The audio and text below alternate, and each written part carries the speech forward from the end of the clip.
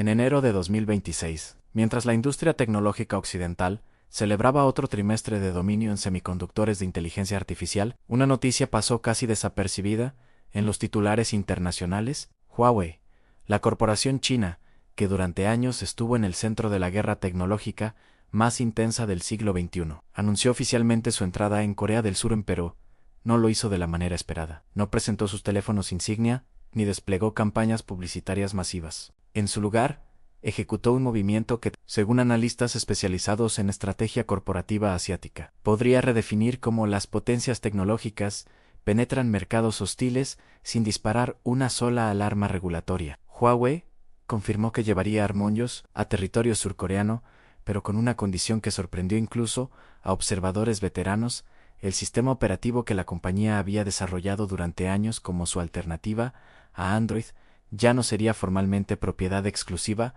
de Huawei. La corporación cedió el control del proyecto, transformándolo en una iniciativa de código abierto gestionada por una fundación independiente. Mientras tanto, su verdadera apuesta en suelo coreano no estaría en las tiendas de electrónica de consumo, sino en los centros de datos, laboratorios de investigación y fábricas donde se libra la carrera por dominar la inteligencia artificial. Huawei llegaría a Corea del Sur sin vender un solo teléfono, pero con chips diseñados para competir directamente con los procesadores de IA de Nvidia. La empresa que se ha convertido en el símbolo del poder computacional del siglo XXI, esta decisión no surgió en un vacío estratégico. Durante casi media década, Corea del Sur se mantuvo como uno de los mercados más inaccesibles para Huawei, no por regulaciones explícitas, sino por una combinación de lealtad de marca hacia Samsung y LG, presión diplomática estadounidense y desconfianza generalizada hacia las tecnologías chinas en infraestructura crítica. Fuentes cercanas a las negociaciones comerciales entre Seúl y Washington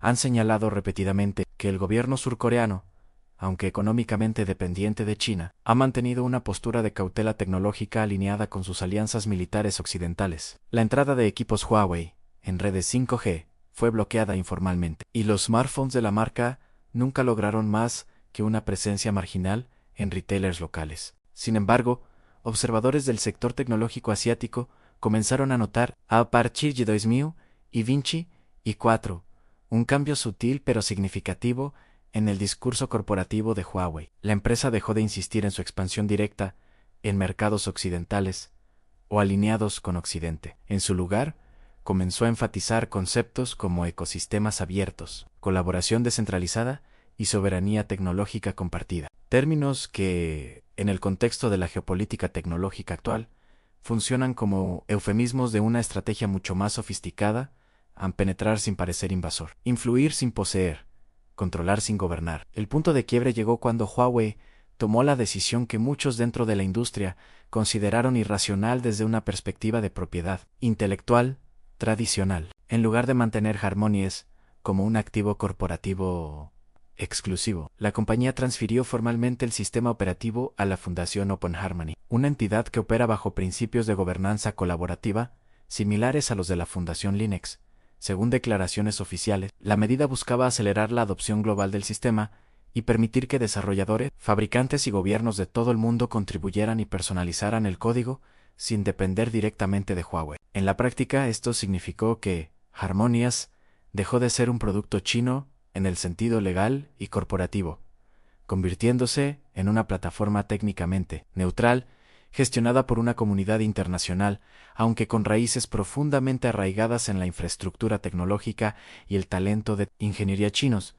Esta transformación no fue meramente cosmética. Al ceder la propiedad formal, Huawei eliminó uno de los principales obstáculos que enfrentaba en mercados sensibles como Corea del Sur: la percepción de que adoptar su tecnología equivalía a ceder control estratégico a Beijing. Ahora, un fabricante surcoreano, una startup europea o un gobierno latinoamericano podían implementar Open Harmony sin que eso se interpretara automáticamente como una alineación geopolítica con China. Pero esta maniobra, por elegante que pareciera en términos de relaciones públicas, ocultaba una complejidad técnica considerable. Harmonious fue desarrollado originalmente como respuesta a las sanciones estadounidenses que cortaron el acceso de Huawei a Android y a los servicios de Google. Durante años, la empresa invirtió miles de millones de dólares en crear un sistema operativo distribuido, capaz de funcionar de manera fluida en teléfonos, tablets, automóviles, electrodomésticos inteligentes y dispositivos industriales. La arquitectura técnica del sistema está diseñada para operar en un ecosistema integrado, donde todos los dispositivos comparten el mismo núcleo de software y se comunican entre sí con mínima fricción. Sin embargo, transformar ese sistema en un proyecto de código abierto implicaba resolver dilemas fundamentales de control, seguridad y coherencia. ¿Cómo garantizar que las versiones personalizadas de Open Harmony mantuvieran compatibilidad entre sí? ¿Cómo evitar que el ecosistema se fragmentara, como ocurrió con Android, donde cada fabricante crea su propia capa de personalización que rompe la experiencia unificada? Y más importante aún, desde la perspectiva de Huawei, ¿cómo mantener influencia estratégica sobre un proyecto que formalmente ya no se controla? Según ingenieros que han trabajado en proyectos de software de código abierto, respaldados por corporaciones, la respuesta está en lo que se conoce como gobernanza mediante contribución. Aunque Harmonious sea técnicamente abierto,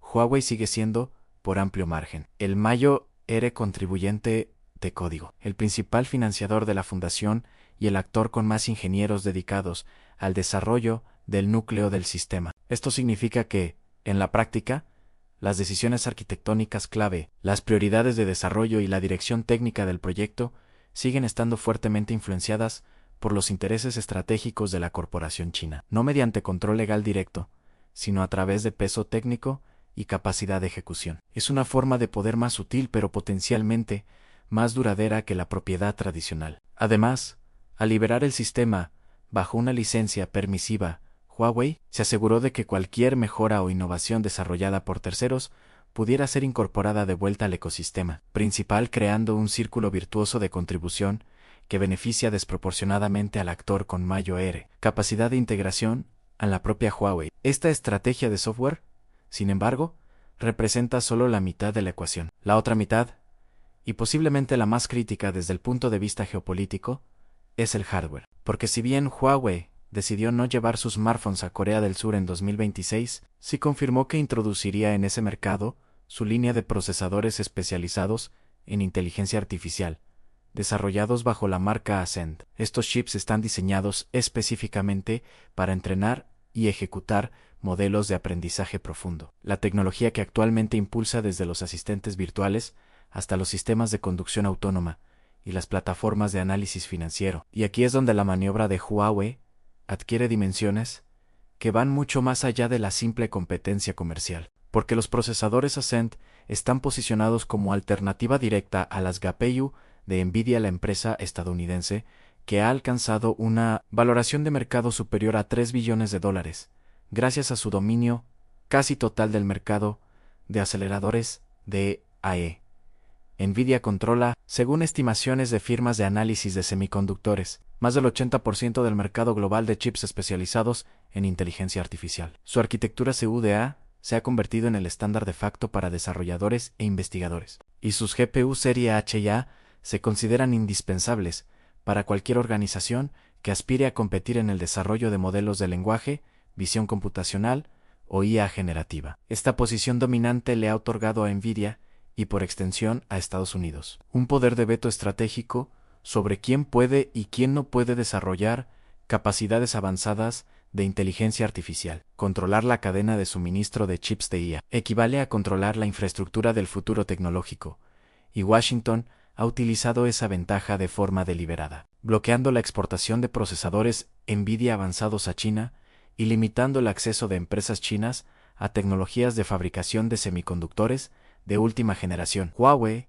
ha estado en el centro de estas restricciones, enfrentando sanciones que le impiden adquirir chips fabricados con tecnologías estadounidenses y que han obligado a la empresa a desarrollar capacidades propias bajo condiciones de aislamiento tecnológico. Los procesadores Ascend son el resultado de esa presión, desarrollados sin acceso a las herramientas de diseño más avanzadas de empresas como Synopsys o Cadence, fabricados en nodos de proceso menos eficientes que los utilizados por Nvidia, debido a las restricciones impuestas a los fabricantes de chips como TSMC. Los Ascend representan un esfuerzo de ingeniería realizado bajo condiciones de adversidad técnica extrema, pero según evaluaciones técnicas realizadas por laboratorios independientes especializados en benchmarking de hardware, estos procesadores han alcanzado niveles de rendimiento sorprendentemente competitivos en tareas específicas de entrenamiento e inferencia de modelos de IA. No superan a las últimas generaciones de GPU de NVIDIA en bruto poder de cómputo, pero ofrecen ventajas en eficiencia energética, integración con frameworks de software chinos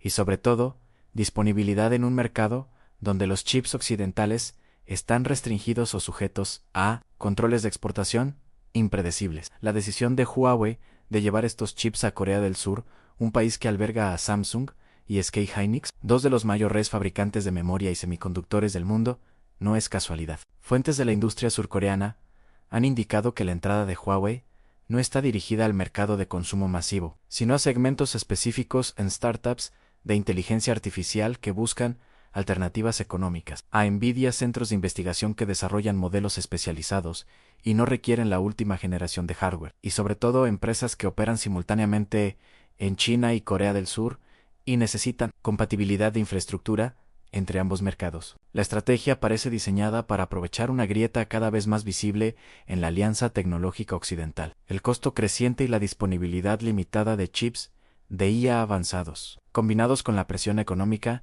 que enfrentan empresas y gobiernos para no depender exclusivamente de un único proveedor estadounidense. Esta presión no es teórica. Competidores directos de NVIDIA, incluidas empresas estadounidenses como AMD e Intel, han señalado públicamente la necesidad de diversificar la cadena de suministro de procesadores de AI para evitar cuellos de botella y dependencias estratégicas peligrosas. La Unión Europea, a través de su iniciativa de Chips Act, ha destinado miles de millones de euros para desarrollar capacidades propias en semiconductores avanzados, reconociendo implícitamente que depender de actores externos, incluso aliados, representa un riesgo inaceptable en tecnologías críticas. Japón y Corea del Sur han lanzado programas similares. En este contexto, la oferta de Huawei, una alternativa funcional y accesible a los chips de NVIDIA, adquiere relevancia estratégica incluso en mercados tradicionalmente hostiles a la tecnología china, porque si bien los gobiernos pueden rechazar infraestructura de telecomunicaciones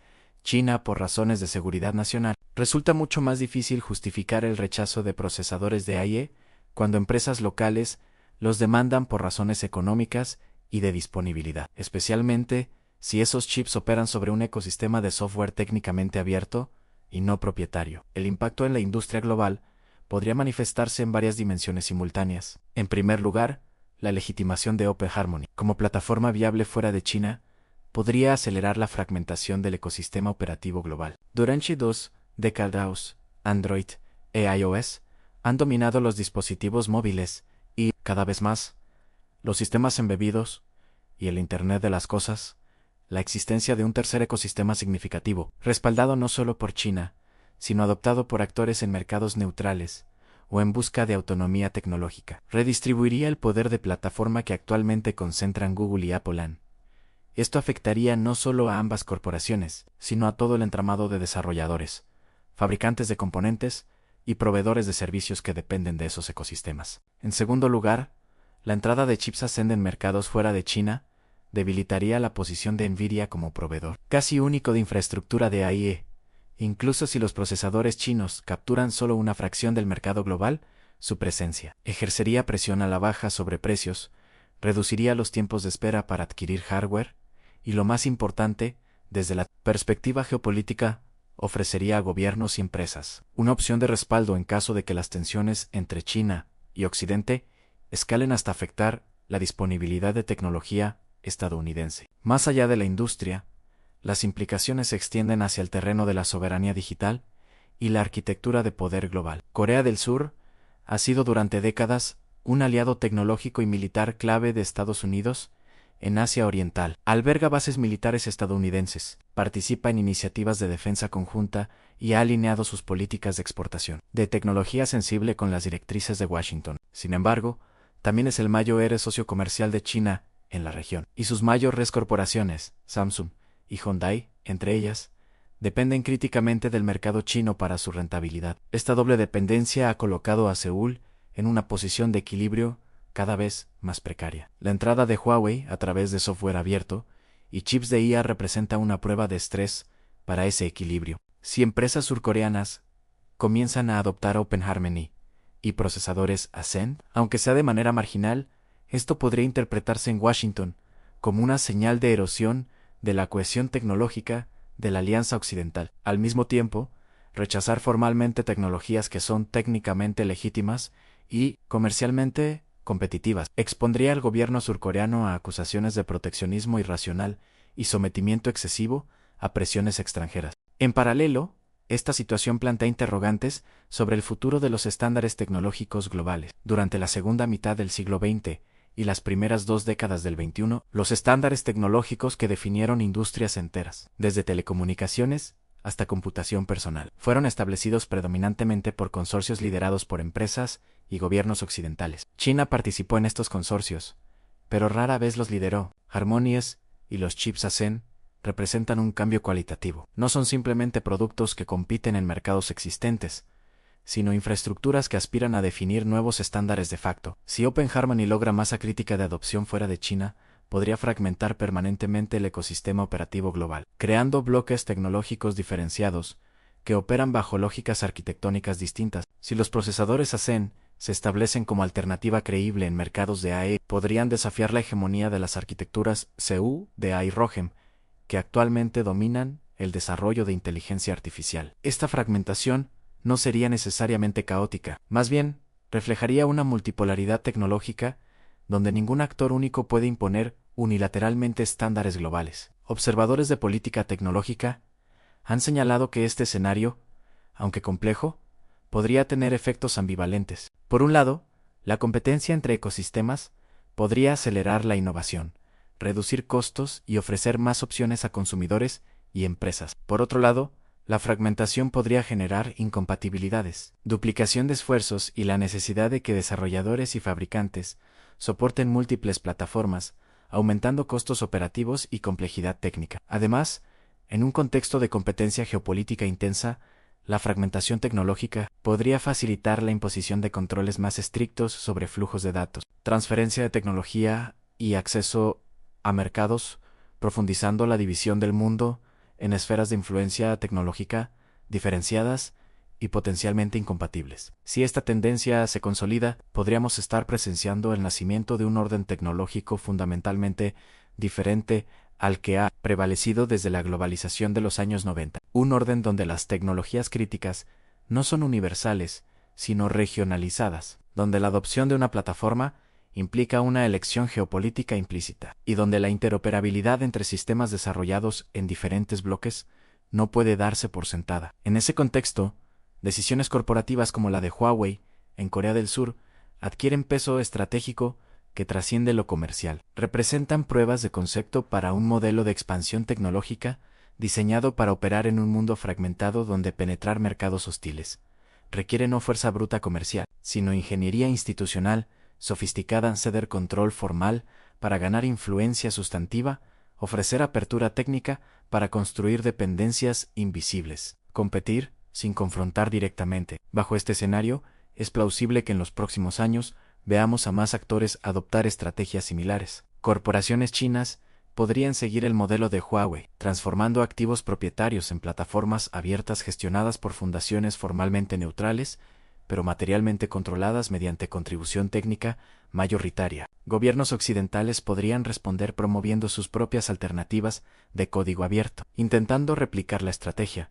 pero bajo gobernanza alineada con sus intereses. Europa, atrapada entre bloques, podría intentar construir un tercer polo tecnológico basado en soberanía digital y regulación estricta, aunque con recursos y capacidad de ejecución limitados. Mercados emergentes en América Latina, África y el sudeste asiático podrían convertirse en campos de batalla donde las plataformas compiten no solo por cuota de mercado, sino por definir los estándares tecnológicos que estructurarán el desarrollo económico de regiones enteras durante décadas. En este tablero de múltiples jugadores, Corea del Sur podría funcionar como indicador temprano. Si la estrategia de Huawei tiene éxito allí, demostraría que incluso aliados cercanos de Estados Unidos pueden ser penetrados mediante maniobras que evitan confrontación directa y explotan necesidades económicas reales. Si fracasa, señalará los límites de la estrategia de código abierto como herramienta de expansión geopolítica, sugiriendo que las alianzas tradicionales y la desconfianza hacia actores estatales chinos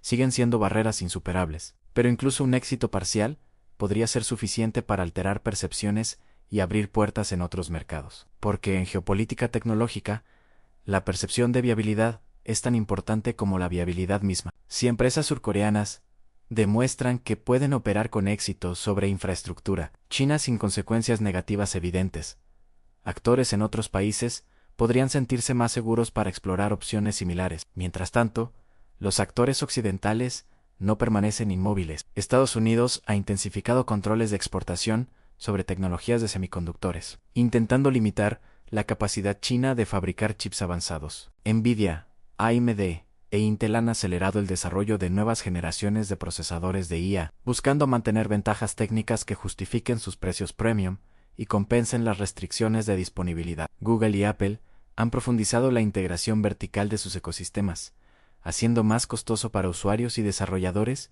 migrar a plataformas alternativas. La Unión Europea ha promovido regulaciones como el Digital Markets Act, intentando fragmentar el poder de las grandes plataformas tecnológicas y crear espacios para alternativas regionales. Cada uno de estos movimientos responde a la misma percepción estratégica, que el control de las capas fundamentales de la infraestructura tecnológica, sistemas operativos, procesadores, protocolos de comunicación determinará quién tiene poder estructural en la economía y política global del siglo XXI.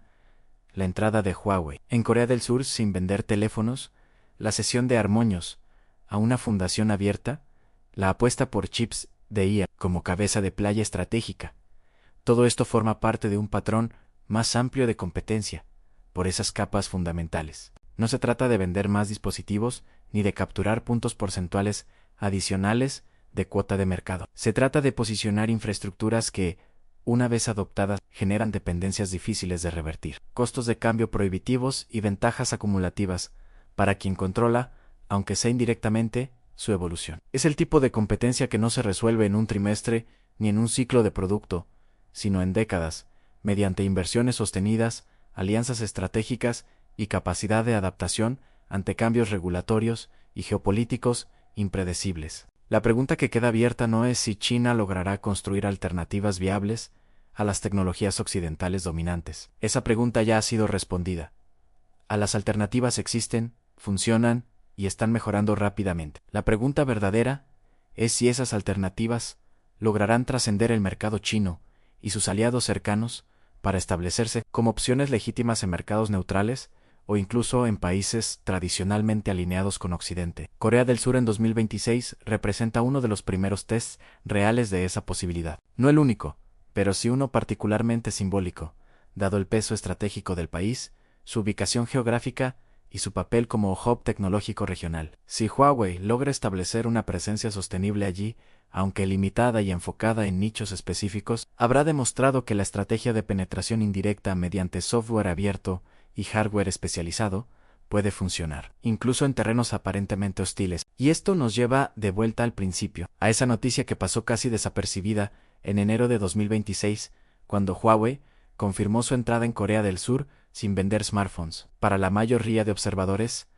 fue una curiosidad menor, una nota al pie en la historia de una corporación sancionada intentando sobrevivir en mercados marginales. Pero para quienes comprenden las dinámicas profundas de poder tecnológico y competencia geopolítica, fue una señal de que las reglas del juego están cambiando, que el control ya no se ejerce necesariamente mediante propiedad directa, que la influencia no requiere dominio formal y que en un mundo tecnológicamente fragmentado, las estrategias más efectivas podrían ser aquellas que parecen renunciar a poder para, en realidad, ejercerlo de formas más sutiles y duraderas. Queda por ver cómo responderán los actores involucrados, cómo evolucionarán las regulaciones, cómo reaccionarán los mercados y, sobre todo, cómo navegarán países medianos atrapados entre bloques en competencia. Pero una cosa parece clara: la batalla por definir la infraestructura tecnológica del futuro no se librará solo en laboratorios de investigación ni en salas de juntas corporativas. Se librará en decisiones cotidianas de compra de equipos, adopción de plataformas y establecimiento de estándares en miles de empresas, gobiernos y organizaciones alrededor del mundo. Y en esa batalla, cada pequeña penetración, cada un issue conquistado, cada dependencia creada, acumula y construye posiciones de poder que pueden resultar decisivas. La entrada de Huawei en Corea del Sur no es un evento aislado, es un capítulo más, en una historia mucho más larga, cuyo desenlace determinará no solo que empresas lideran que mercados, sino que modelo de gobernanza tecnológica prevalecerá en las décadas por venir. Y esa es una historia que vale la pena seguir con atención, porque sus consecuencias nos afectarán a todos. Queramos o no, seamos conscientes de ello o no.